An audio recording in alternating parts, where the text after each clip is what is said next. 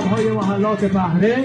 در 7مین شب بعد از 2 ماه تأخیر در این محله زیبا با این مهمانای عزیز ما رو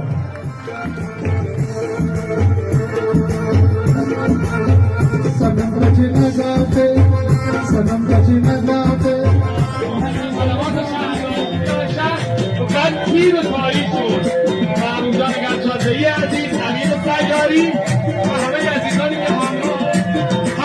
ما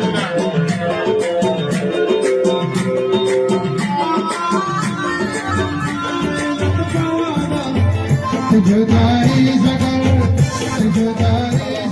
مؤسسه مهارت‌کار فرهنگی ایران شهر و رسانه مردمی ایران شهرگرام در محلات ایران شهر برگزار میشه که جا من تشکر ویژه داشته باشم از شهردار سائی و پرتلاش شهرمون جناب مهندس دیروار بزرگوار که یه دست قشنگ افتخار در ابتدای برنامه بزنید و همچنین از عزیزان ما در مجموعه شورای اسلامی شهر ایران شهر که به نمایندگی از این عزیزان جناب مهندس مولادی رئیس محترم شورای اسلامی و آقای استاد نورزهی در جمع ما حضور دارند.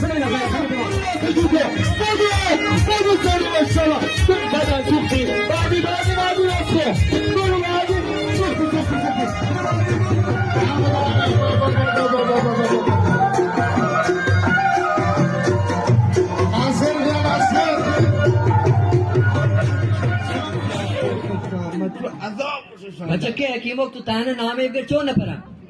4 5 6 7 یادانم می جوشه انگار که خون به رگام دریای